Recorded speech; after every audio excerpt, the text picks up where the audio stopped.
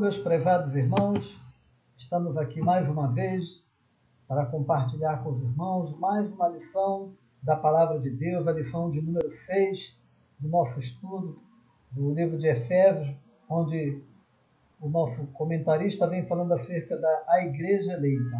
E nessa lição número 6 de hoje, nós estaremos estudando acerca da condição dos judeus, dos gentios sem Deus.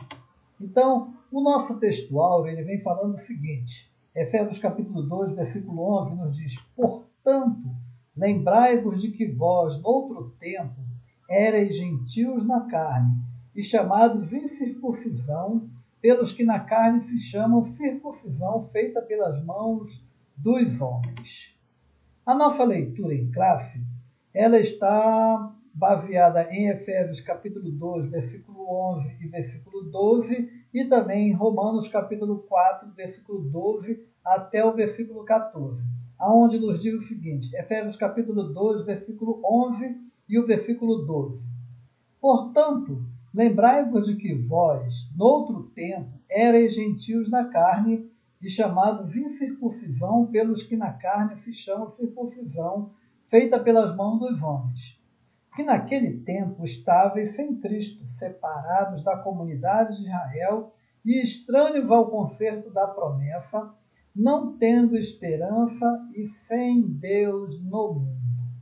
Romanos capítulo 4, versículo 12 até o versículo 14, nos diz o seguinte: e fosse pai da circuncisão, daqueles que não somente são da circuncisão, mas que também andam nas pisadas daquela fé que teve o nosso pai Abraão, que tivera na incircuncisão.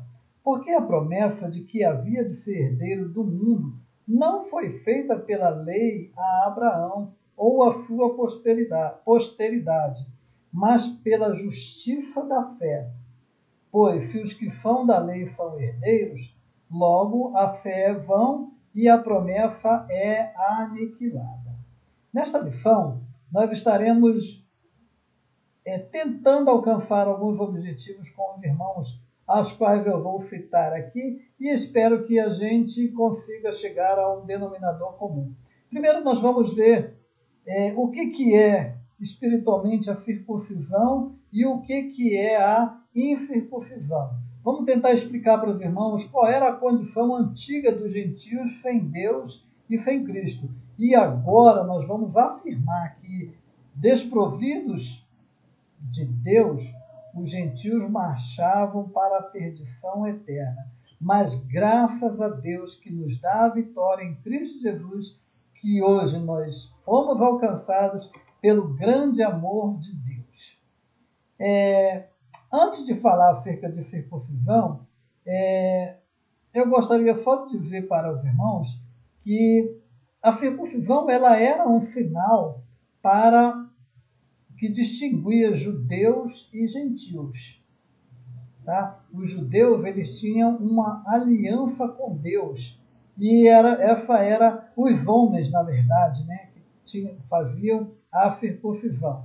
Qual o propósito da circuncisão? Ele apontava para uma santificação, ou seja, uma separação entre judeus e gentios. Esse sinal mostrava que aquela nação pertencia a Deus, Israel pertencia a Deus, e eles eram um povo particular de Deus. Então vamos lá. Os gentios, eles não faziam parte da promessa de Abraão, e logo, por conseguinte, eles não eram herdeiros das promessas. Então, a Epístola aos Efésios, Paulo vem mostrando que a condição gentílica era uma situação bem difícil. Os gentios estavam numa condição inferior aos judeus em relação ao plano da salvação. Sem Cristo, né, separado da circuncisão, eles não tinham acesso ao plano de salvação. Mas em Cristo, agora eles passaram a ter acesso ao plano de redenção, mesmo estando incircuncisos. Então, nessa lição, nós vamos ter a oportunidade de ver qual era a situação também nossa do ser humano sem Deus e qual a nossa situação hoje com Deus, que fomos alcançados pela graça e pela misericórdia do nosso Salvador, Jesus Cristo. Então, o nosso primeiro tópico vem falando acerca de chamados incircuncisão. Os gentios eram chamados de incircuncisos. Lembra quando Davi foi lutar contra o gigante Golias? Ele falou: quem é esse incircunciso para afrontar o exército do Deus vivo? Então, na era antes de Cristo, além de mortos espiritualmente, os gentios eram desprezados pelos judeus e identificados como incircuncisos. Então, o conceito da circuncisão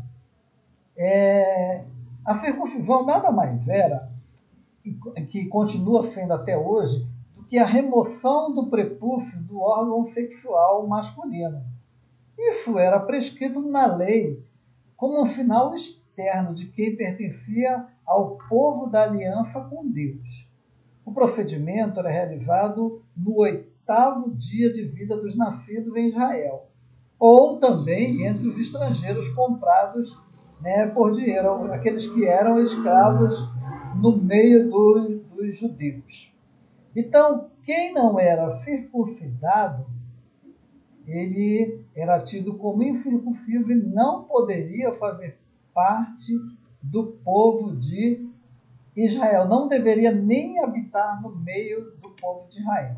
Vamos ver o que diz lá em Gênesis, capítulo 17, versículo 7, versículo 10 a 14 e o versículo 24, quando Deus faz a aliança da circuncisão com Abraão.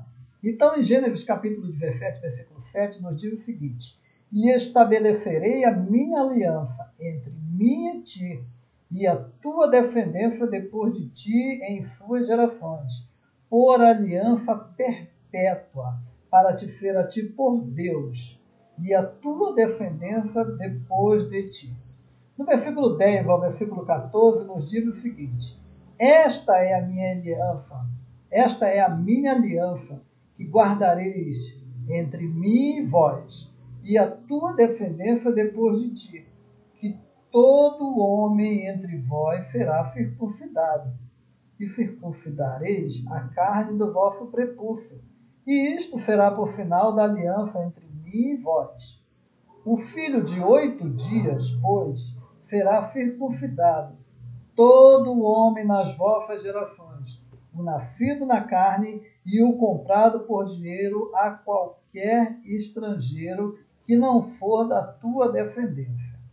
Com efeito, será circuncidado o nascido em tua casa e o comprado por teu dinheiro, e estará a minha aliança na vossa carne por aliança perpétua. E o homem incircunciso, cuja carne do prepúcio não estiver circuncidada, aquela alma será extirpada do seu povo, pois quebrou a aliança. Versículo 24. E era Abraão da idade de 99 anos, quando foi-lhe circuncidada a carne do seu prepúcio. Então Abraão foi o primeiro homem a ser circuncidado em final daquela aliança que Deus fez com Abraão e a sua descendência. Ele já estava com 99 anos quando teve a sua circuncisão.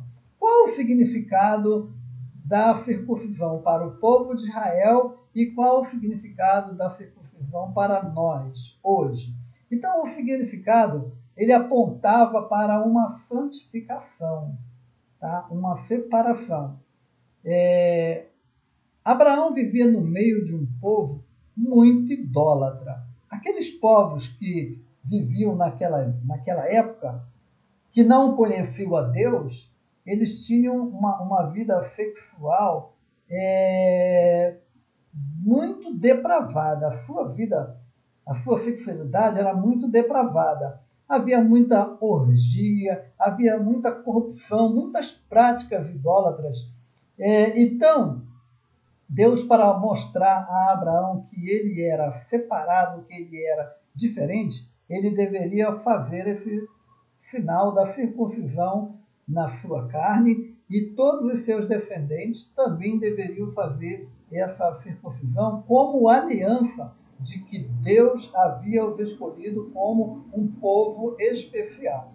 Quando Jacó estava lá peregrinando entre os filhos, lá no deserto ainda, o que aconteceu? Diná, a filha de Jacó, foi abusada sexualmente e aquele homem, agora me fugiu o nome, ele queria casar com Diná. Então, o que os filhos de Jacó propuseram? Falaram o seguinte: vocês só podem casar, você só pode casar com a nossa irmã e o povo de vocês só pode casar conosco se vocês também fizerem a mesma coisa que nós fazemos. Nós somos circuncidados, então é necessário que vocês também façam. Aí, na mesma hora, eles aceitaram aquela condição e se circuncidaram. Infelizmente, os filhos de Jacó tinham outras intenções nessa aí, porque eles queriam vingar o abuso sexual que sua irmã havia sofrido e por isso mataram todos os homens daquele povo, porque eles estavam agora ainda se recuperando de uma cirurgia que tinha acabado de fazer. Então vieram os dois filhos de Jacó, que foi Simeão e Levi, que foram lá e fizeram isso, e por isso mataram todos aqueles homens. Então, existe também uma outra finalidade da circuncisão. E qual é? A circuncisão, no modo geral, ela está associada à diminuição de formas cancerígenas do vírus papiloma humano.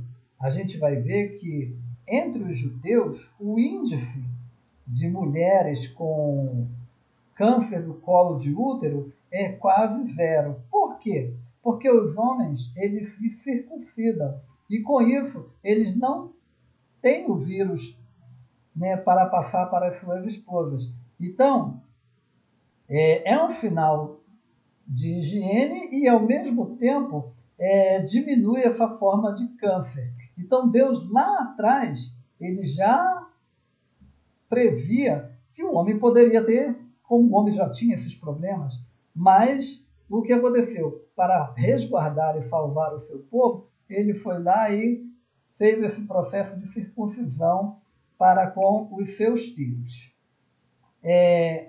Mas Deus não queria apenas uma circuncisão apenas no corpo. Ele queria que os homens tivessem uma circuncisão no coração.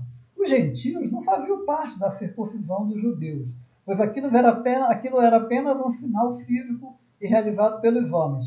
Então Paulo vem e informa que a verdadeira circuncisão que o homem, que Deus quer, ela não se trata de uma operação externa realizada pelos homens, porém é aquela que é feita no interior, aquela que é feita no coração do homem, e essa circuncisão ela é realizada por Deus. Então, no tópico 4, vem falando acerca da circuncisão da nova aliança. Infelizmente, muitos judeus se convertiam ao cristianismo e queriam também que os gentios também se circuncidassem. Por quê? Porque já que eles eram circuncidados, então esses judeus eles achavam que qualquer um que viesse servir a Cristo tinha que ser circuncidado. Aí foi necessário que houvesse o primeiro concílio em Jerusalém, aonde os apóstolos se reuniram e chegaram à seguinte conclusão: espera aí, os gentios não precisam se circuncidar como os judeus. Por quê? Porque aquilo era sinal da velha aliança com Abraão. Mas agora nós estamos vivendo a nova aliança com Cristo. Por isso foi necessário que eles discutissem esse assunto e chegassem à conclusão de que, na nova aliança, nós que não somos judeus, nós éramos considerados como gentios, então hoje nós não precisamos mais fazer a circuncisão. Paulo aponta que a situação dos gentios naquele tempo diz o seguinte: naquele tempo estavam sem Cristo, separados da comunidade de Israel e estranhos ao conserto da promessa. Olha que situação que nós estávamos. Estranhos ao conserto da promessa. Nós não fazíamos parte da promessa. Então, uma vida sem Cristo, quando Paulo descreve a história dos gentios, ele traz à memória que antigamente, naquele tempo, isso é, antes da nossa regeneração, nós estávamos imersos no paganismo, estávamos imersos no pecado e, portanto, estávamos sem Cristo. Isso indica que não adianta o homem ter muita religiosidade, não adianta o homem ser muito religioso se ele não estiver inserido na promessa de Jesus Cristo. Ele tem que estar inserido na promessa, ele tem que ter aceitado a Jesus Cristo para fazer parte desta aliança. Ainda hoje, há muitas pessoas que acham que seguindo alguma religião poderão ter acesso à salvação, mas o que acontece? O único meio do homem chegar à salvação é através de Jesus Cristo, aceitando a Jesus Cristo. E hoje nós já fazemos parte dessa promessa porque nós aceitamos a Jesus Cristo. O povo, os gentios antigamente, estavam separados da comunidade de Israel. No versículo 12, o apóstolo salienta a desvantagem que os gentios tinham por não pertencerem à comunidade de Israel. Lembre-se que Paulo está falando para os gentios, para a igreja de Éfeso. Então, e que promessa era essa? Qual era a desvantagem de ser gentil e não pertencer ao povo de Israel? É que eles não poderiam desfrutar dos privilégios da aliança de Abraão. Por quê? Porque Deus só havia se revelado aos judeus, só ao povo de Israel. Então a chamada divina ela foi feita somente a Abraão e a sua descendência. Assim, a lei e as promessas pertenciam única e exclusivamente aos judeus. E os gentios estavam fora dessas bênçãos prometidas a Israel. Por isso, estávamos separados da comunidade de Israel. Isso é, os gentios não tinham nenhuma noção de que estavam alienados da promessa ou da esperança messiânica. Ou seja, as pessoas morriam sem conhecer o plano de salvação, porque aquele plano só foi mostrado no início para Israel. Então, Paulo agora nos mostra que uma vez regenerados em Cristo, foi revelado a grandeza do amor divino. Antes nós éramos alienados da promessa, mas por meio do sangue de Jesus, os gentios, ou seja, nós agora nos tornamos herdeiros dessa maravilhosa promessa. Glória a Deus, porque agora nós fomos alcançados pela graça de Deus. Então, nossa situação antes é que nós estávamos sem Deus e sem esperança.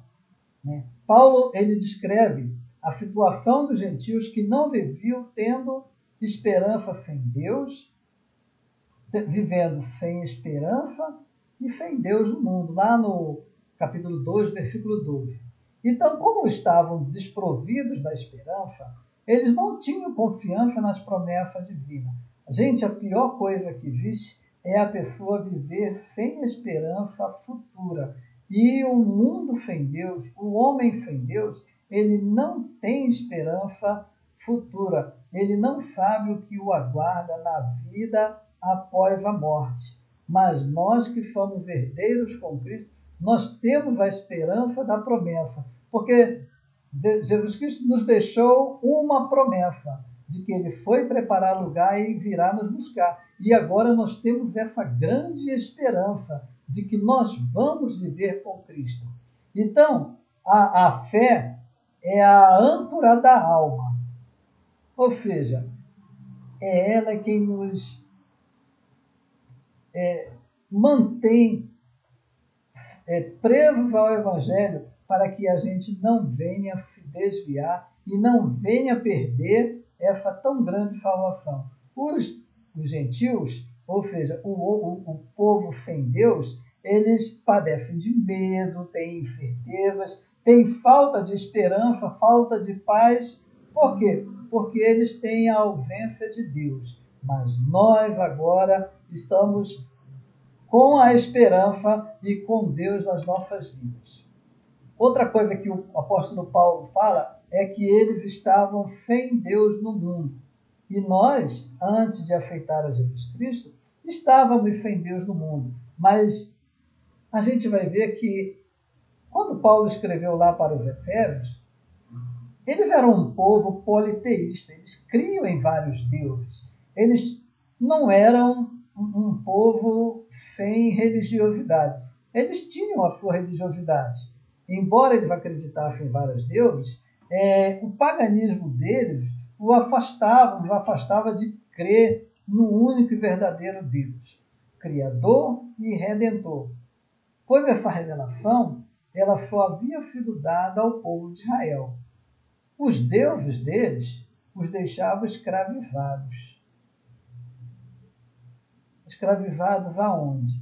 No mundo de pecado. O pecado faz isso, escraviza o mundo. Os deuses deste mundo escravizam o homem. Então, aquele povo estava sem Deus. Nós, antes de aceitar a Jesus Cristo, estávamos sem Deus. Vivíamos em densas trevas espirituais. Mas, graças ao sacrifício de Jesus Cristo, nós fomos incluídos nas promessas de Deus e nos tornamos filhos de Deus e co-herdeiro com Cristo. Glória a Deus.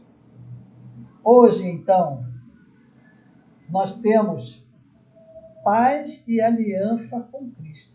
Antes nós estávamos perdidos sem Deus, porque não tínhamos a revelação das promessas de Deus. Mas agora, como novas criaturas em Cristo, passamos a fazer parte do povo que vai morar no céu. E dentro, em breve, todos os povos, judeus e gentios, ou seja, todo aquele povo que aceitou a Jesus Cristo, a igreja de Deus, vai toda morar no céu. Então nós estaremos para sempre com o Senhor. E dentro em breve nós haveremos de nos encontrar quando tocar a trombeta, nós todos seremos arrebatados e viveremos para sempre com o Senhor. Glória a Deus por isso. Então que a graça e a paz de nosso Senhor Jesus Cristo abunde em nossos corações e que essa promessa permaneça firme, constante nas nossas vidas. Que Deus abençoe grandemente a cada um dos nossos irmãos.